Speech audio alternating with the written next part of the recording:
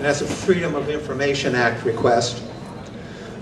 Review the governing documents, the agreements and the amendments. Can people in the back actually read that? Yeah. It's okay? All right, good.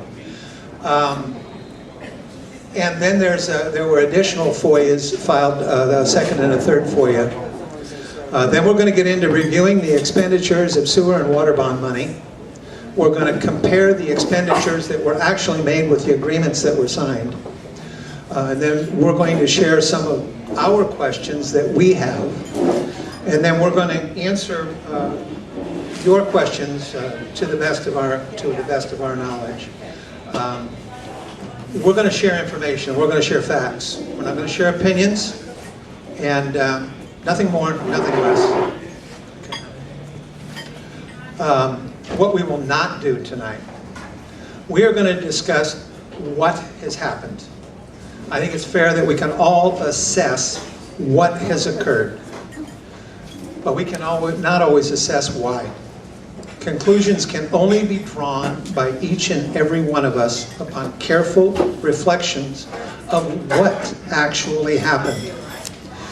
Any additional research that you feel is necessary before you reach a conclusion, asking your questions to whoever you feel they need to be asked, and then coming to your own conclusions. Okay? The one thing that we think needs to be done by everyone is to keep this civil discussion. Passionate debate is a good thing. I have always believed that vigorous debate usually leads to good decisions, but civility is required. That doesn't mean you can't have tough questions, just be fair and not personal. You can disagree without having to be disagreeable. So let's keep everything civil. Most of the documents that we're going to be discussing tonight are available online, and the top one is the Norco website that has all of the contracts on it. Now, unfortunately, they put all of those contracts on one PDF file, and it is enormous, and it's several hundred pages, and it takes quite a while to download. But they're all there. The council agendas are all online, so you can look and see the agendas, and with each one of the agendas are the attendant staff reports. So you can go back and read for yourself all of the staff reports that have to do with any of these. The council minutes are also online, and that's the address. Now there's some letters that we're going to talk about tonight, and I believe Shirley has included them in the handout. But if you would like to go and see them, those are available at City Hall. They may require a Freedom of Information Act request. And then a copy of the Silverlakes report. One of the things that we're going to have available at the end of the night is a report that I wrote. And I have put that online at norcoobserver.webstarts.com. That's kind of a free build your own website thing, so it's not a www. You actually have to type out that norcoobserver.webstarts.com, and that is an online version of what we're going to hand out tonight. Okay. We'll start out by reminding ourselves of the history of Silverlakes. In 2007, the city of Norco issued an RFP for the development of Silverlakes. In August of 2007, at a joint meeting of the Parks and Recreation Commission, we got two responses to the RFP. The one by Blenheim Sports, and then John Lipari.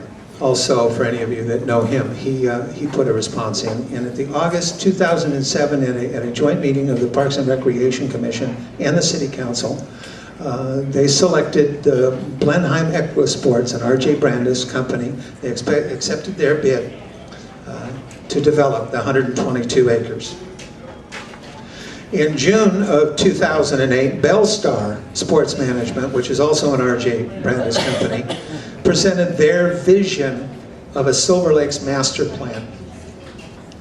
And I know that many of you were, and we're not trying to do anything here that reminds you of that master plan as it was presented. It was a beautiful concept plan, and I think everybody was really excited about this.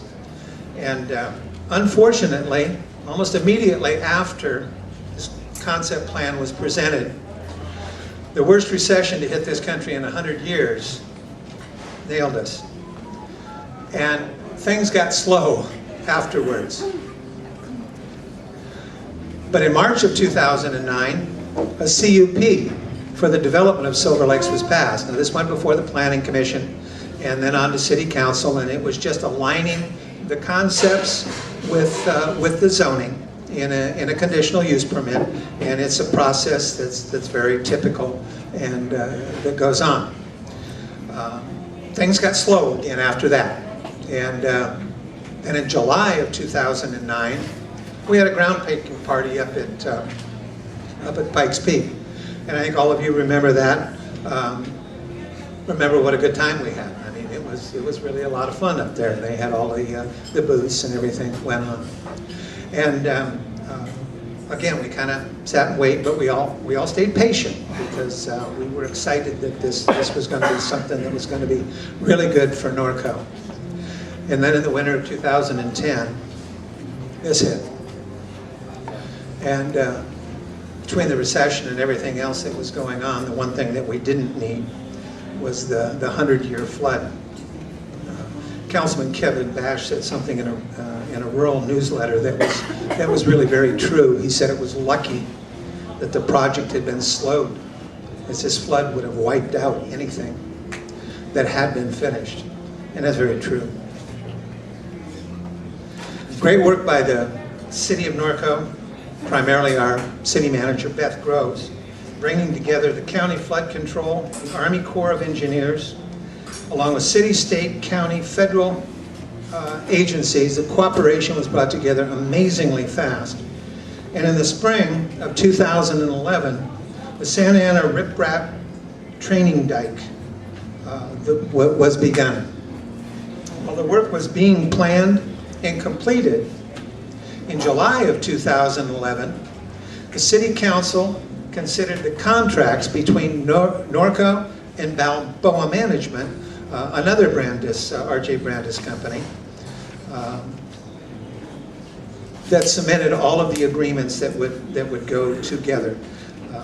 2012, some work began. The work began on the project, and again, we were really excited to see things going on. And abruptly, it stopped. In January of this year, at the annual board meeting for rural, where they select the speaker schedule for the coming year, Silverlakes was scheduled to be the September meeting. And Shirley volunteered to do some research and then make a recommendation on who would be the speaker at the rural September meeting. And she began her information gathering at this time. And just because I know that there have been some questions, okay, this is a page out of the rural newsletter from February, March.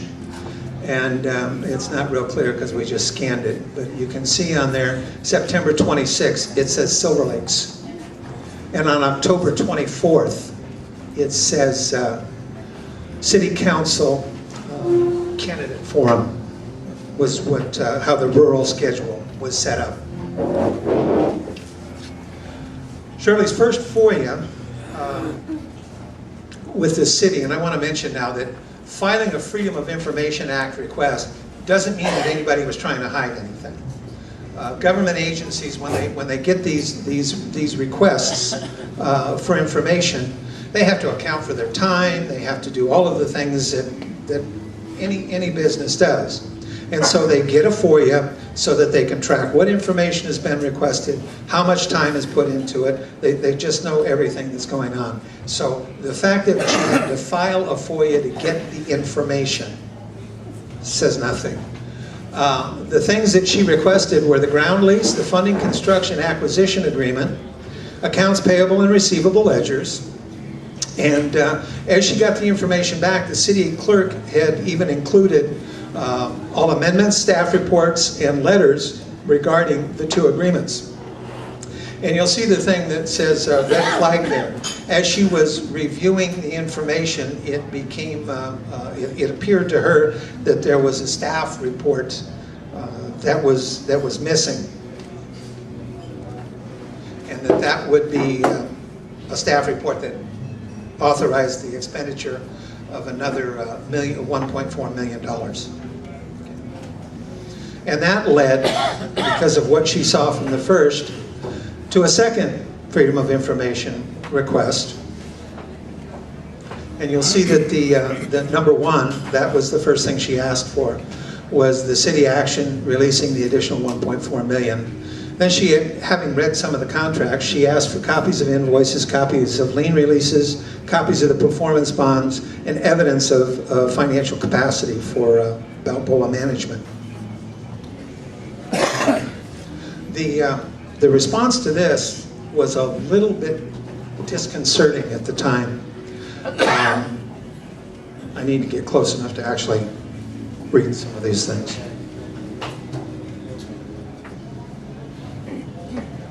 Prior planning.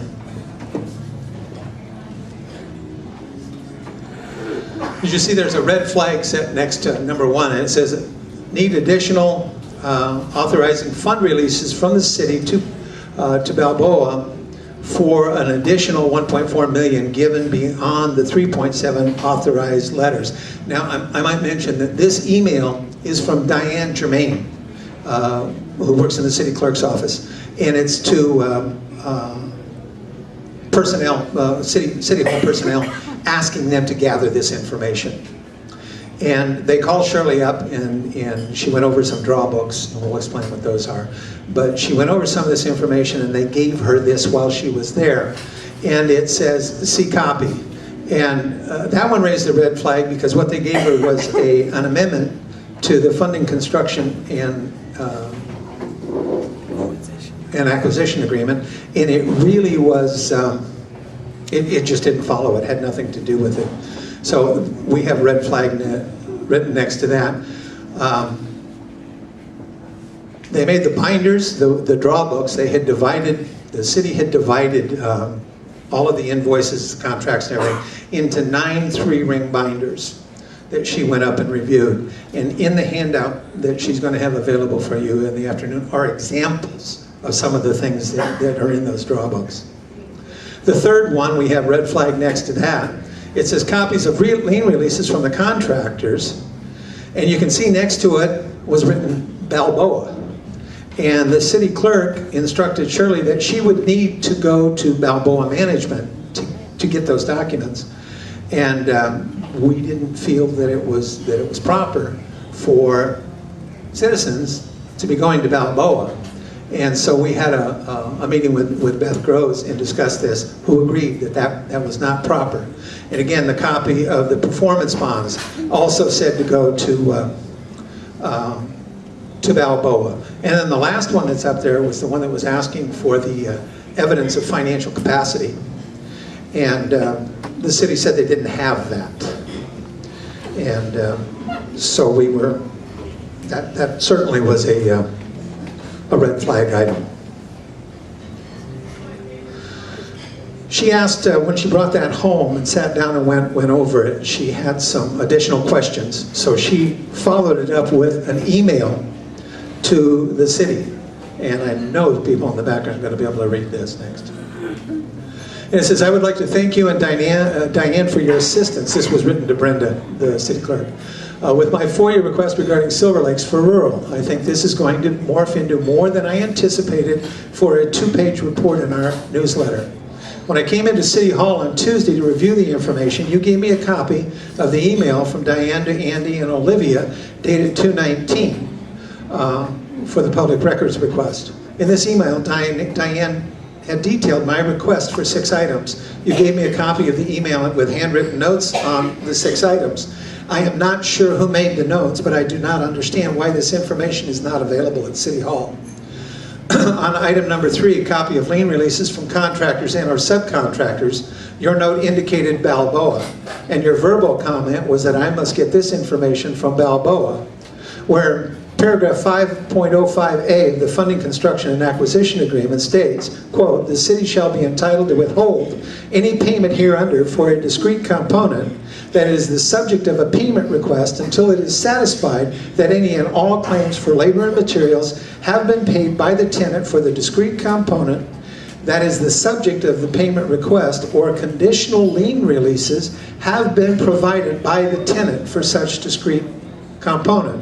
This would seem to, unquote, this would seem to indicate that the binders should contain the information requested. Item number 4, copy of performance bonds for water, sewer, road construction. If no performance bonds written, need copy of documents explaining why not. Your note again indicated Balboa, and your verbal comment was that I must get this information from Balboa. Paragraph 4.05 of the Funding, Construction, and Acquisition Agreement states, "The tenant agrees to comply with any applicable performance and payments bonding. Cost of such bonds obtained by the tenant may be included as an actual cost of performance bonds in the actual cost. Contractors' performance bonds are not to be included in the actual cost." This would seem to indicate that and that was an unquote, I'm sorry. And this would seem to indicate that the information should be with the city, or an explanation why not is reasonable. And the last one, number 6, updated evidence of financial capacity to be provided with a timeline for funding of full phase 1. Would like a copy. Your note and verbal comment was do not have. The letter dated March 8, 2012 from Beth Groves to Mr. Richard J. Brandis states, quote, "In order to access the funds, 4 things need to occur.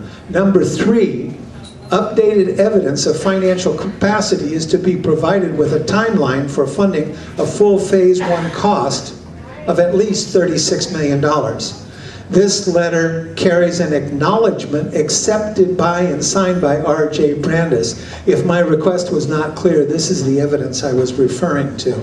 And again, the city said that they did not have that. Next.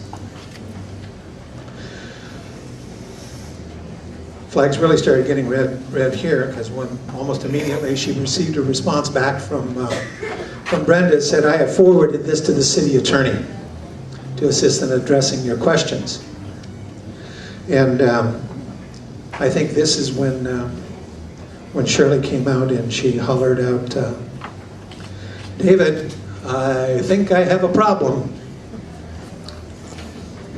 And shortly after, you can see we received this one, or it was written at 2:03 on the 14th. Okay, huh? At 2:47 that day, she gets another one that says, "Shirley, the California Public Records Act is designed to give the public access to records," and this is bold now, "in possession of public agencies. As stated on the notes provided to you regarding your public records request, the city has no records to provide in regards to your stated items as requested. There are no further justifications needed. We are not withholding any records. In these specific requests, the city of Norco is not in possession of the records." And this was the point where Shirley asked me to become involved. And she's got a real good background in accounting. And so she handed me the contracts and said, "You read the contracts, I'll do the numbers." So that's when we started working on this together. Now this is happening about mid-March. And that second FOIA and those responses led to the third FOIA,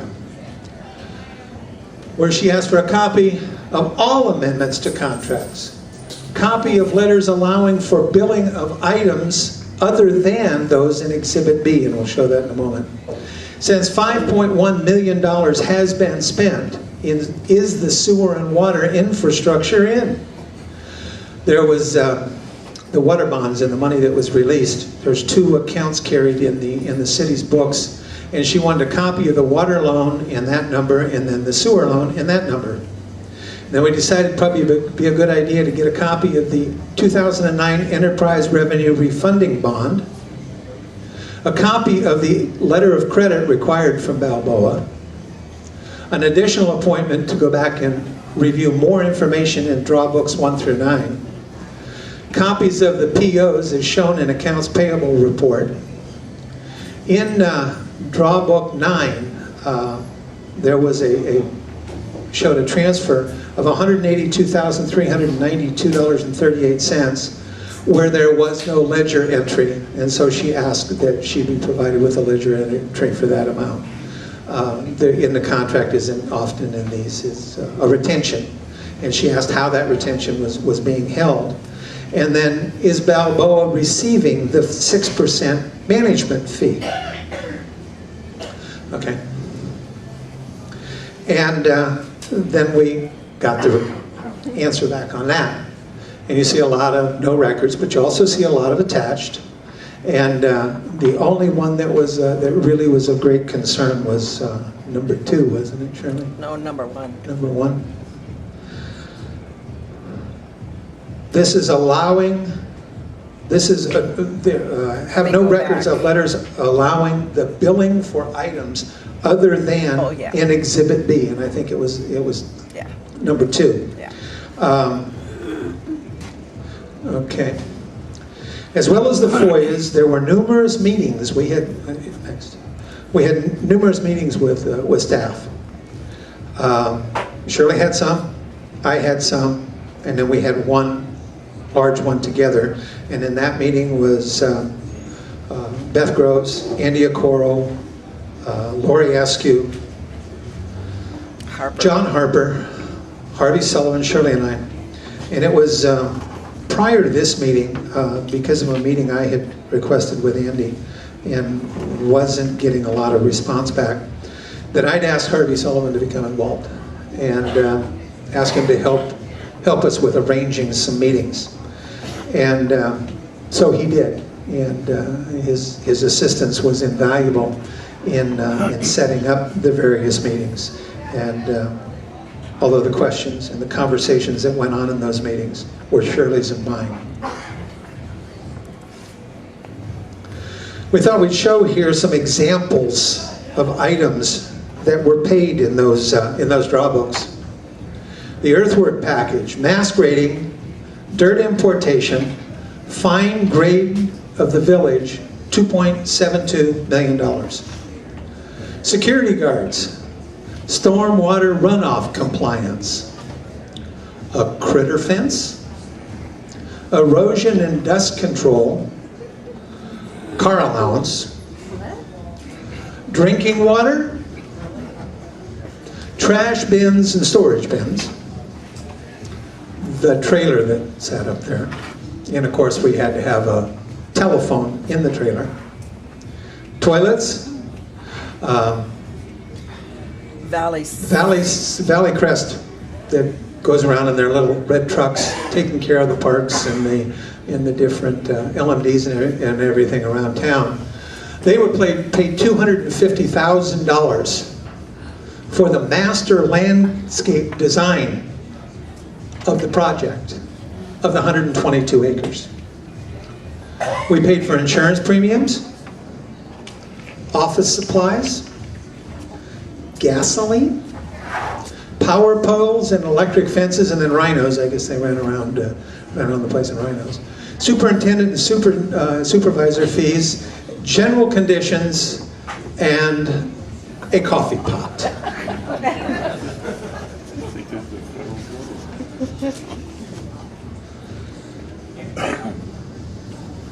Do you see where we invited you? The FOIAs were in hand. The information gathering on that side is pretty much done. And now I would like to spend some time reviewing some contracts and actions by the city.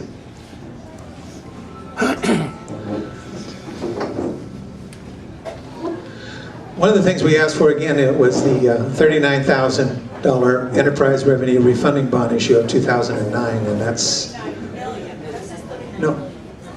Yeah, million, I'm sorry, what did I say? $39 million, yes. And that's where the refunding that was done, and it was perfectly great thing that they did. They refunded the old loans at higher interest rates, and they refunded them down to lower interest rates, which is a good thing for the city to do. And there was some extra money kept out of that, out of those refunding bonds for capital improvements in the sewer and water systems.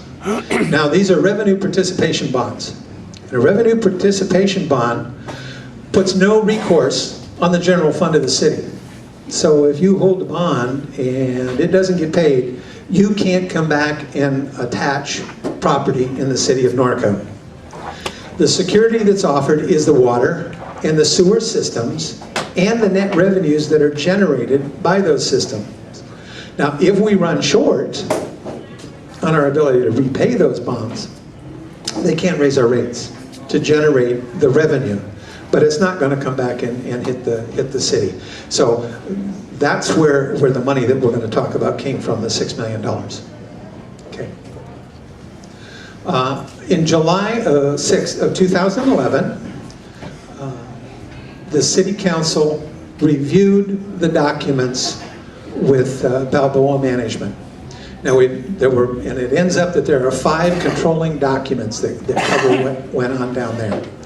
There's the conditional use permit that was passed in 2009 that we talked about, and it included the applicable city standard conditions, along with conditions to implement the environmental impact report, and that's all necessary stuff that has to be done. Then considered and approved by the City Council on July 6th were the ground lease, and that laid out the terms and conditions by which Balboa would lease the property from the city. A shared use agreement defined the no-cost usage rights that we had on the property. If we were going to have a 4th of July thing or whatever, there were certain times when we had a right to use that property at no cost. There was a development agreement, and the development agreement outlines the responsibilities of the city and Balboa related to the development, and it also identifies vested development rights granted to Balboa. And some of the vested development rights that end up in these things, because we know that projects like this are going to take several years to go through, city can't change the zoning. The zoning is what it is when it's passed. And the same thing with fees.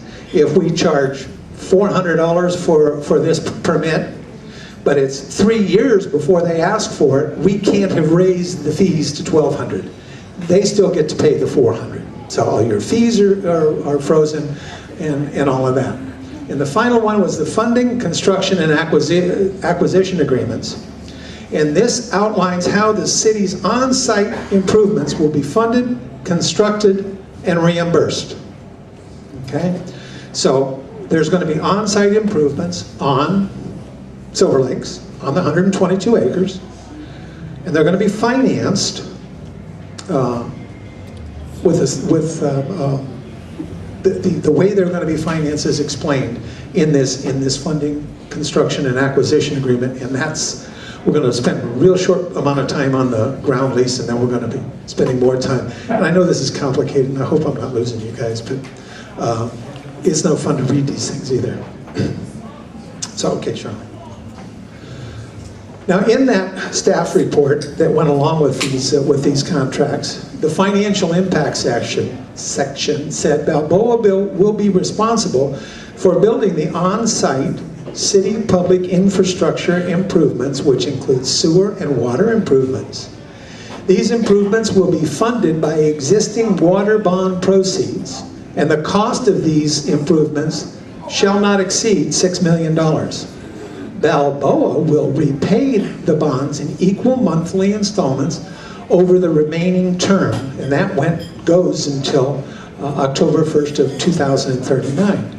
So we're going to reimburse them for the cost of constructing these items, and then they're going to pay the bond. So we don't have to go on and do it. We don't have to hire the contractors. They're going to do it. It's a pretty good arrangement for everybody. Okay. Now the couple of items that we're going to look at on the ground lease. and I'm sorry that in the back you're going to have a hard time with this. In the ground lease, paragraph 2.7.3 says, as is condition. Tenant agrees that it shall lease the leased premises in an as-is condition. Landlord has no obligation to repair or correct any condition or defect in the leased premises or to compensate tenant for the same. Tenant agrees that it is relying solely on its own inspections and not on any representations of the landlord. What? Yes. Next. Now, we also have some responsibilities under that ground lease. It's going to lay out the responsibilities for both of us. The training dike that was being built had to be completed. The signalization of Hamner and Citrus, which has just recently been completed. Installations of utilities within and adjacent to Hamner. And again, those are the public utilities that go down the public right-of-way. That's not anything that takes place on Silverlakes. These are along Hamner. And then the road improvements along the length of Hamner adjacent to the property, which have just recently been completed with the TUMP funds. So these are the things under the ground lease that the city is required to do to have the ground lease have any effect. Okay, next. And then we come to the funding, construction and acquisition agreement. And this describes facilities and discrete components to be constructed by the tenant.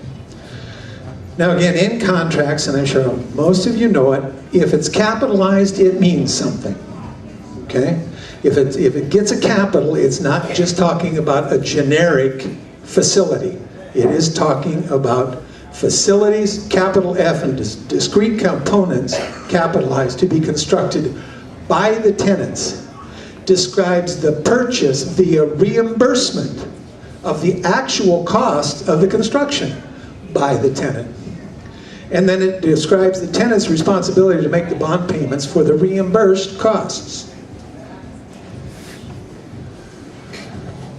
Those facilities are domestic water system, sanitary sewer system, storm drain system, the circulation roads, and groundwater source facilities. This is actually Exhibit B.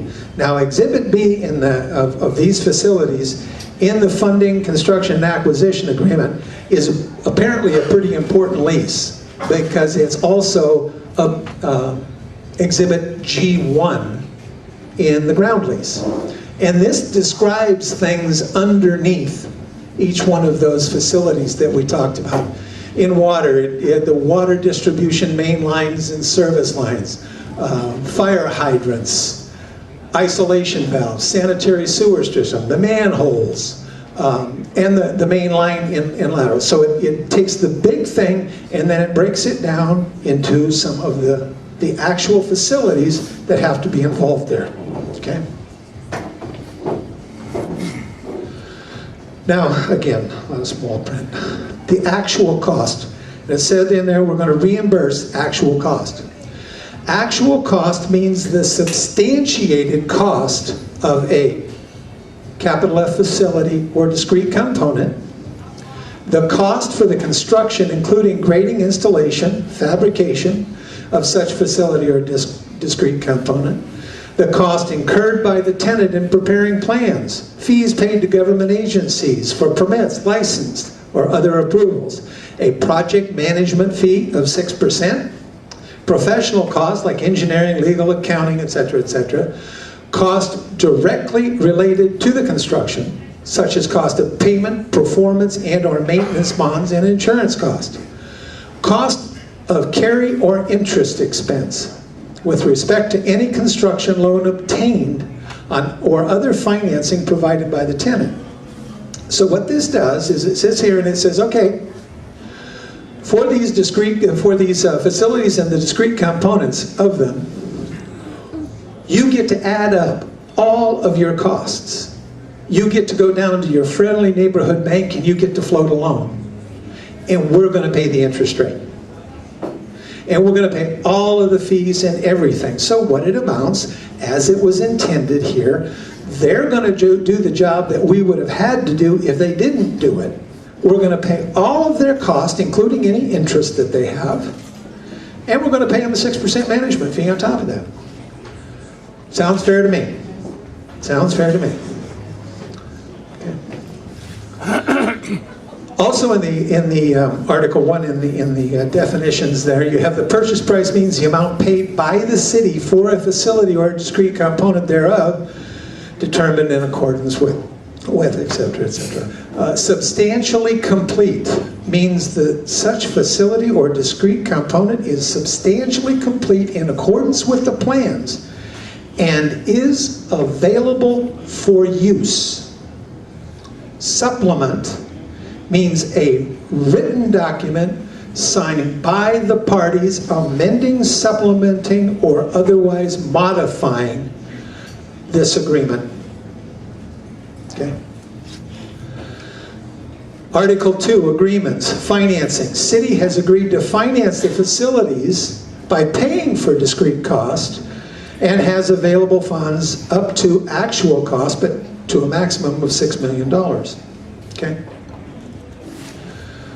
Article 3, it's called the funding. City proceedings. City shall acquire the facilities and or discrete components by payment to tenant up to a maximum of $6 million. Section 302, the amount available, again, $6 million. Okay. 5, the acquisition and payment.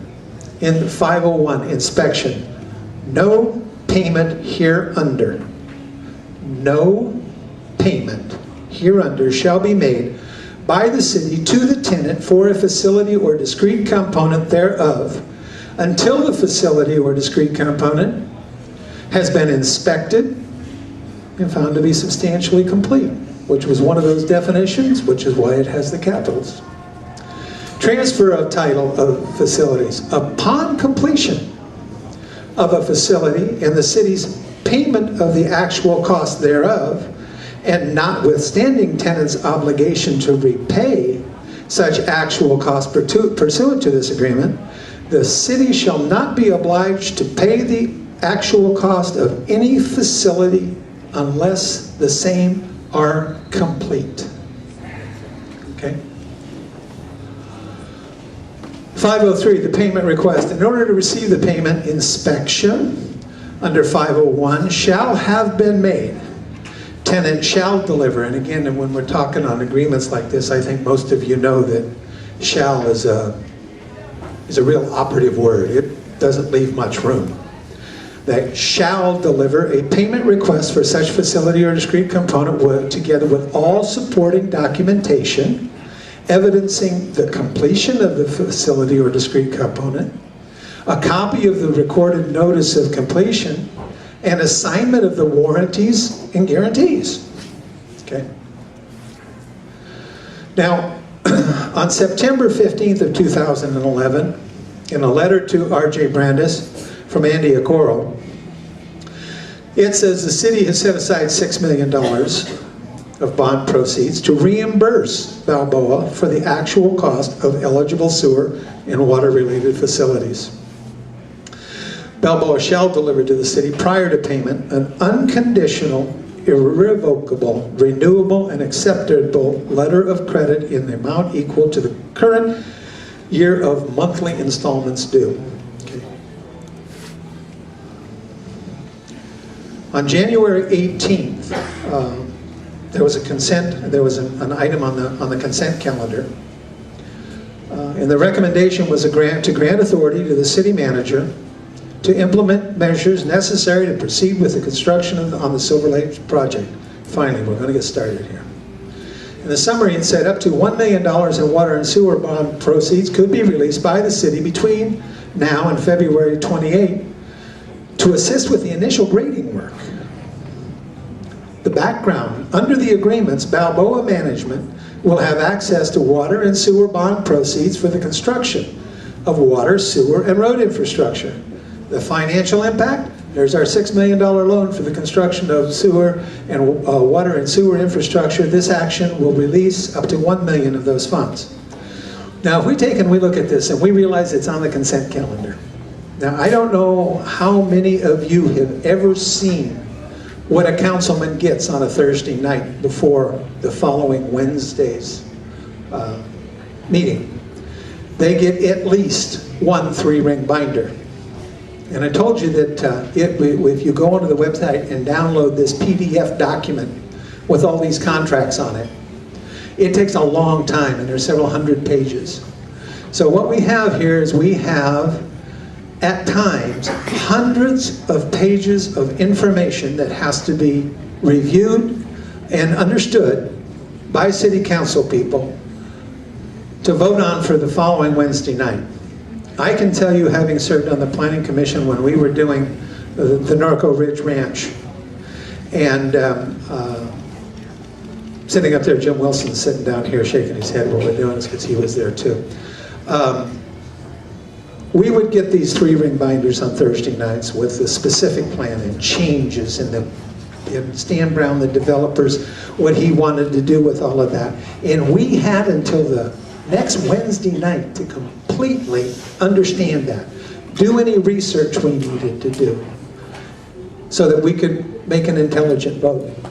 And when you're working and you're putting in a 40-hour work week, boy, you burn some late night oil. Spend a lot of Saturday and Sunday nights up really late being ready for the. That wasn't anything compared to what our city council gets sometimes. They get tons of stuff. So they rely on the staff reports, as they should.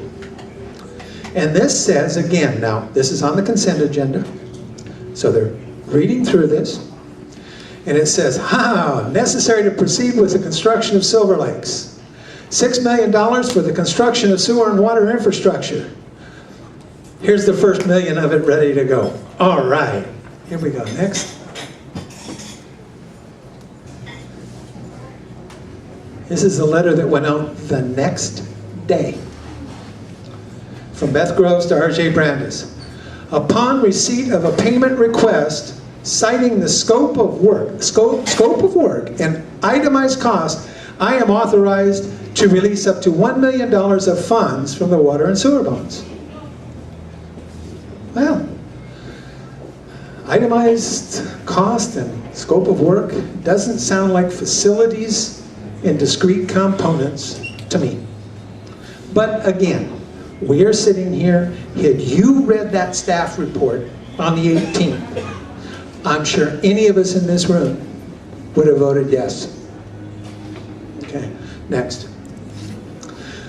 Then a little while later, in March, there's another item on the consent agenda.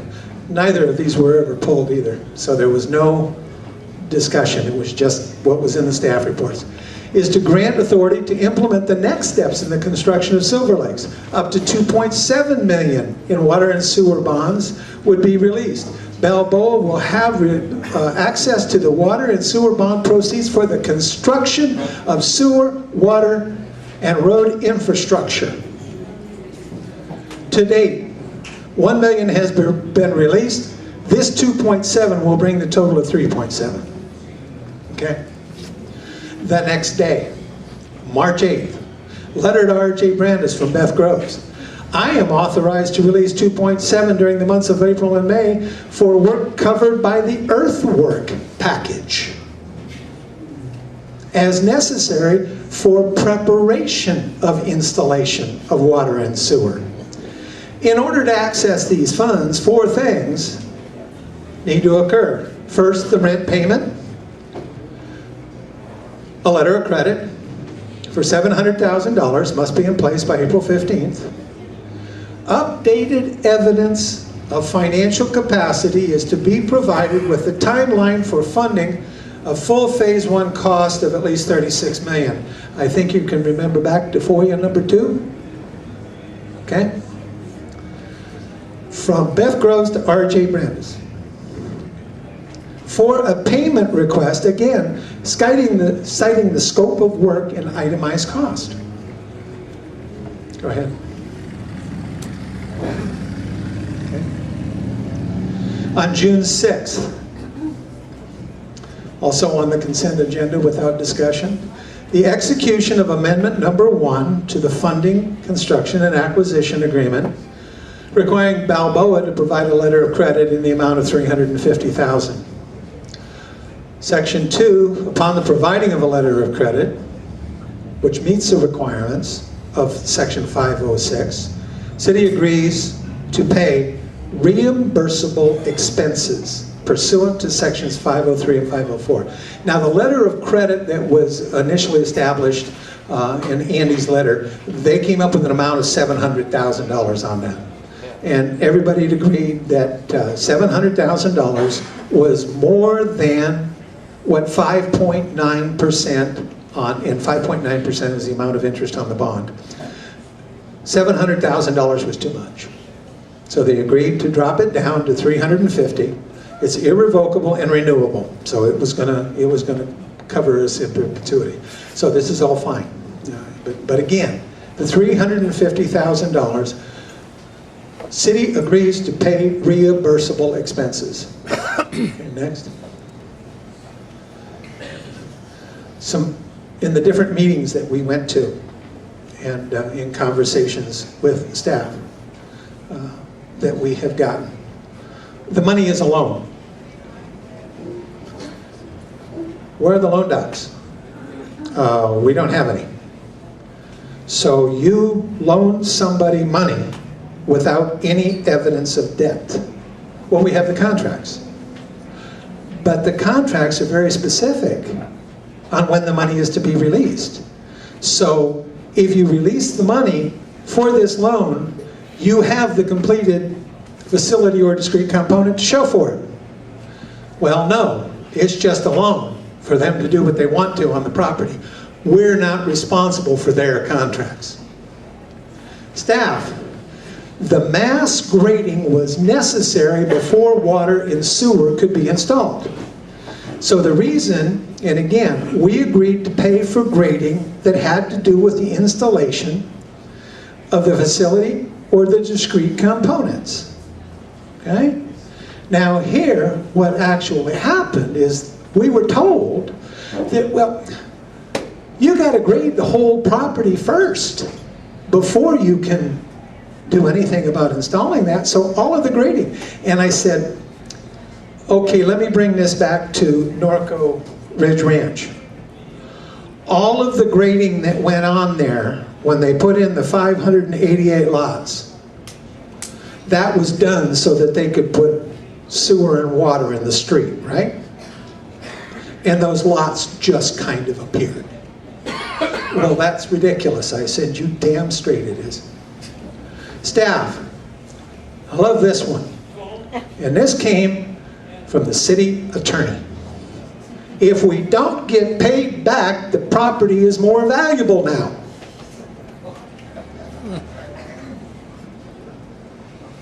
We're sitting in one of the meetings, in the meeting with all five, when John and everybody was there. And I said to Andy, Okoro, I said, Andy, why 3 companies? He said, what do you mean? I said, Blenheim Equisports responded to the RFP. Belstar Sports Management was the one that did the presentation on in the master plan. And if you look at that sign that's on Silverlakes and that was up there on the first page, it says Belstar Sports Management.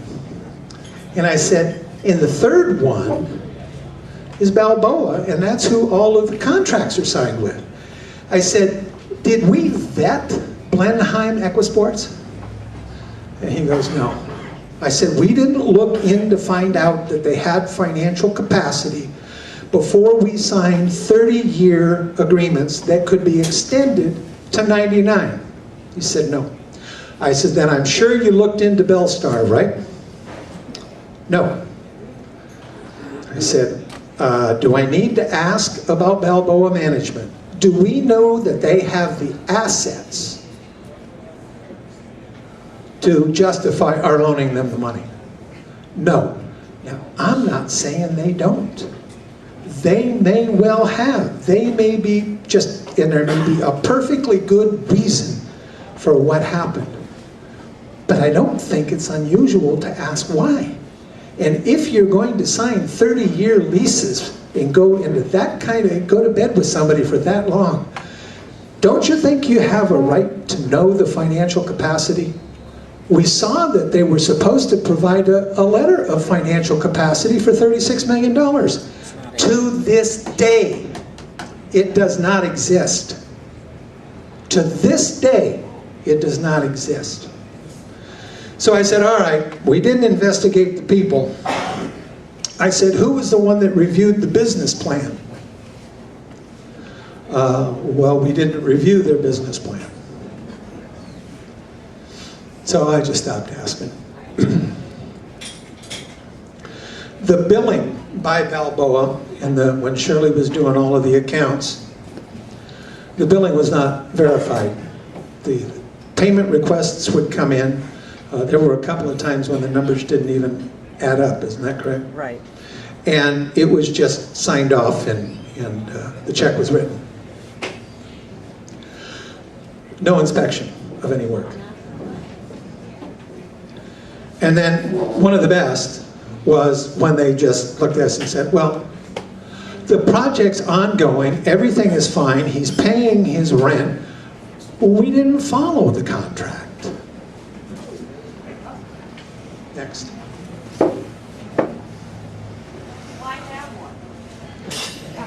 Good question. On March 6th, in the Press Enterprise, it says the city voted to have manager Beth Groves prepare an update of the off-delayed Silverlakes Equestrian and Sports Park project. The vote was 5-0. The council's decision came under pressure from Councilman Harvey Sullivan when he asked why construction seemed to have come to a halt. Sullivan also asked if it is true that the Silverlakes property had been put on hold while Brandis worked out a property and settlement with his ex-wife. Next.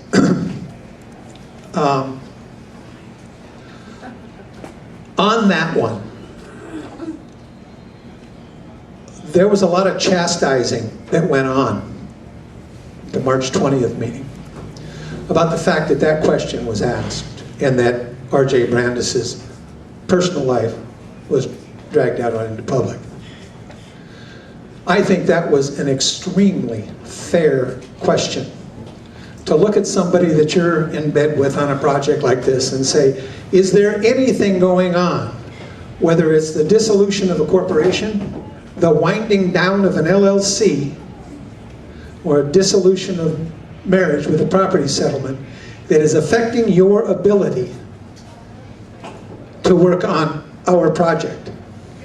Why is that an unfair question? Okay. Anybody that was at that meeting, were you at that one, Jeff?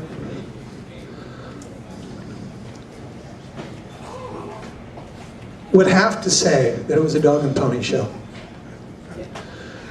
What was asked for and what was voted on was a update by Beth Groves on the Silverlakes project. R.J. Brandis came here, got up to the podium, council fawned all over him, some of the public fawned all over him. There was no update on what was going on other than R.J. saying, yeah, my divorce property settlement's what caused the delay. Following that meeting, in the March-April 2013 rural newsletter, Councilman Bash said, regarding contract obligations, and Beth Groves was the speaker. We're quoting Kevin here because he wrote the article. Regarding contract obligations, Beth Groves, in response to questions by a resident, referred to the council vote allowing Norco bond money to be used, to be released as a loan to Mr. Brandis to build infrastructure, bring in fill dirt, washed away by the flood, and grade the property. Contractually, Mr. Brandis is completely in compliance with our agreements. You remember paragraph 2.7.3 of the ground lease? As is condition, we were responsible to fix nothing. That was in July of 2011.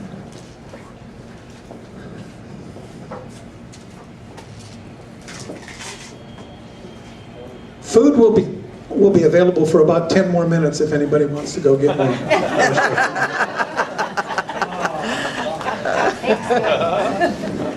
So we had an acceptance of the property in as-is condition.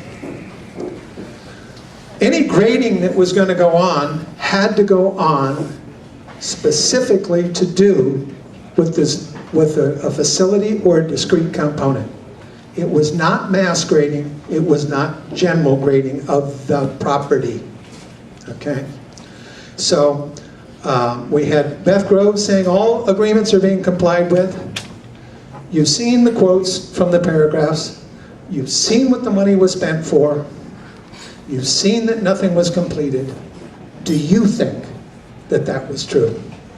Next. Press enterprise following the March 20th, 2013 council meeting. During a March 13th tour of the Silverlakes property, Councilman Kevin Bash and Norco Mayor Kathy Acevedo said the project had been beset by problems and delays from the approval process to the flooding in 2010 that interrupted construction. Acevedo acknowledged that city officials and council members had underestimated the challenges. I'm going to agree that it was beset by some things that were of nobody could have forecast a flood, worst recession in 100 years. A lot of stuff went on. Still, Brandis has met his obligations. He has not. Next. On Facebook, and Norco Uncensored, Councilman Bash posted this.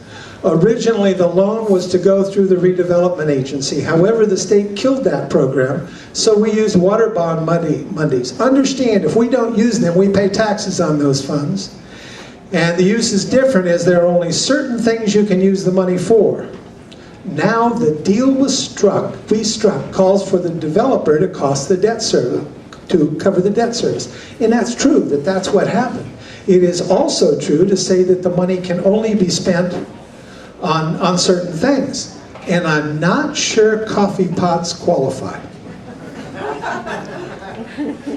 The state did kill the redevelopment projects in February of 2012. Now, we knew this was happening back in 2011, but these agreements were signed in 2011, and from the length of those contracts, I think somebody was working on them for a while. So that may be true, that they had originally planned to use redevelopment money, but the fact was they used water and sewer bond money.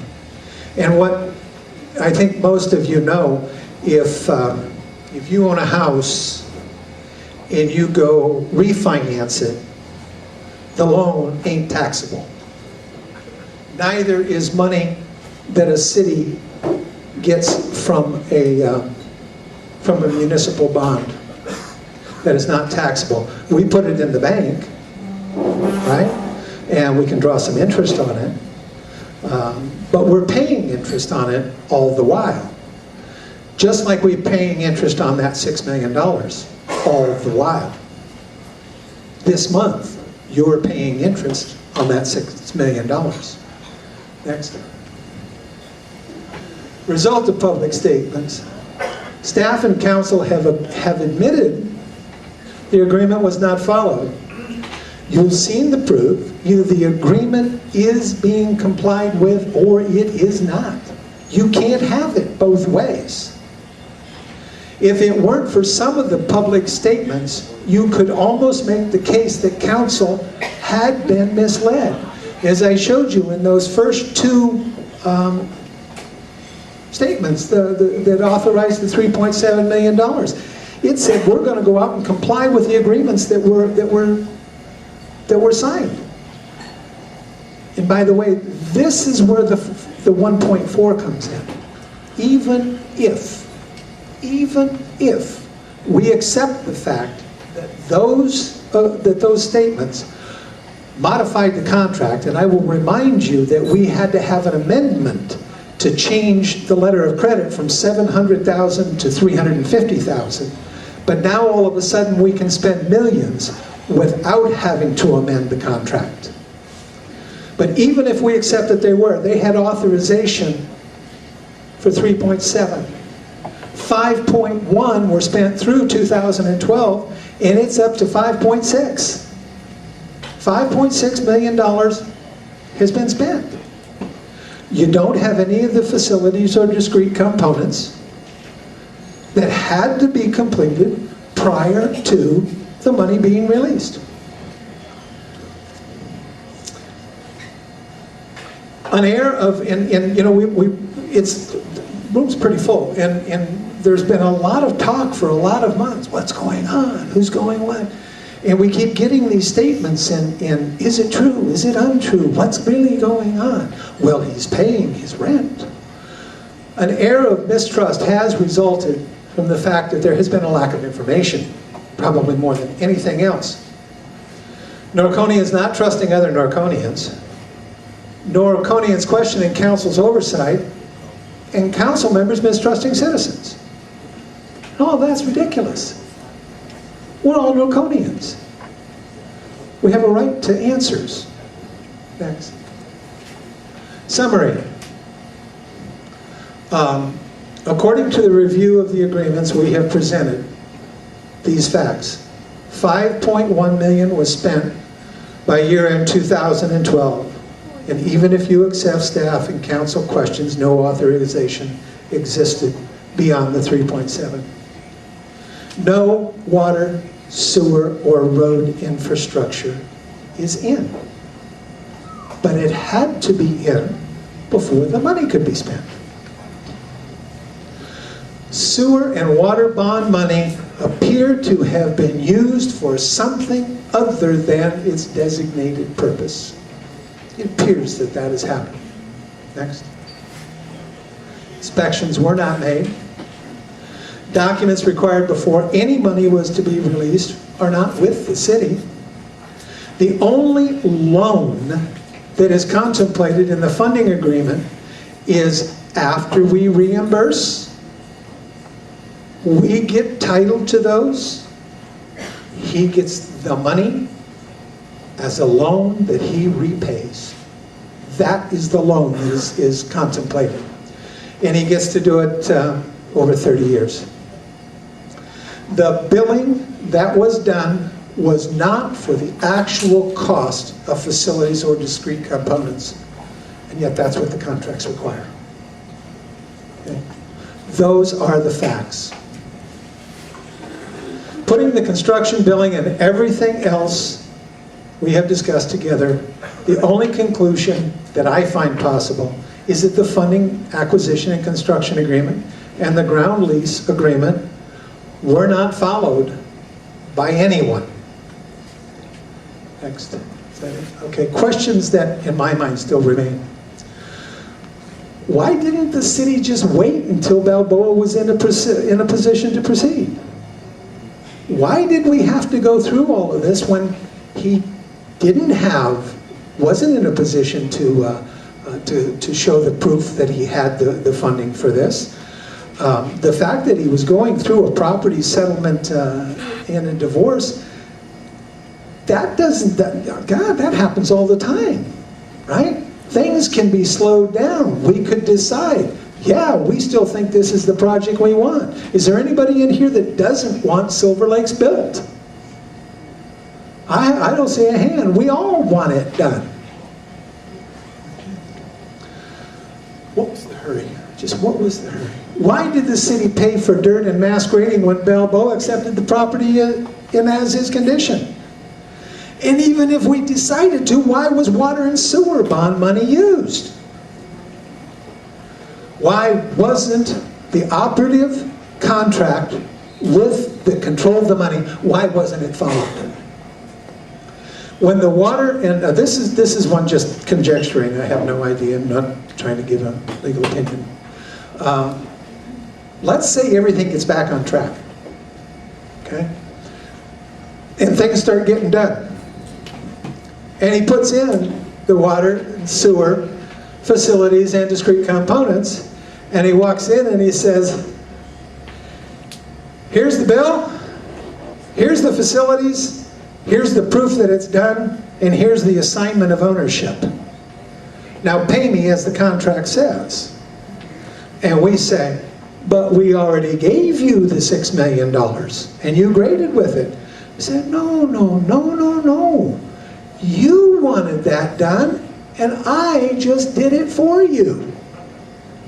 But now, let's get back to the contract. Could that happen? I don't know. Yeah. Where was our city attorney when all this was going on? The bond counsel. Most of you know that when a municipal agency draws up bonds, they have bond counsels. And they're the ones that draw it up and say this is what it's for and this is how it's going to be repaid and here's the financial capacity and everybody can do all of this type of stuff, right? Our bond counsel and our city council are the same. So we had a bond counsel draw up this thing guaranteeing the water and sewer bond money was going to be repaid from the revenue for it, well knowing that when that money goes in there, it has to be used for water and sewer infrastructure.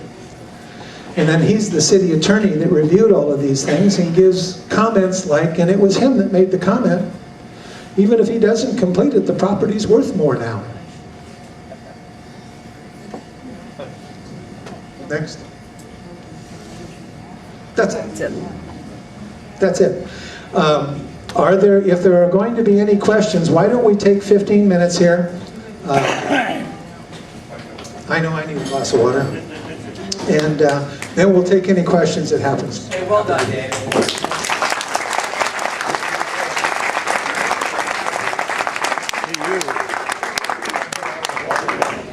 To you. Thank you.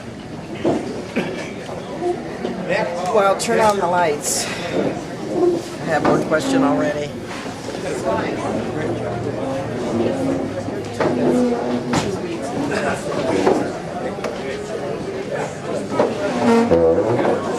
Shirley?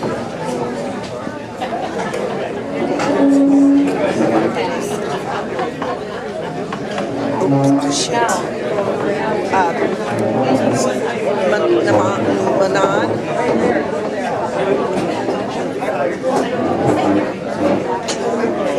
I started to walk in front of it.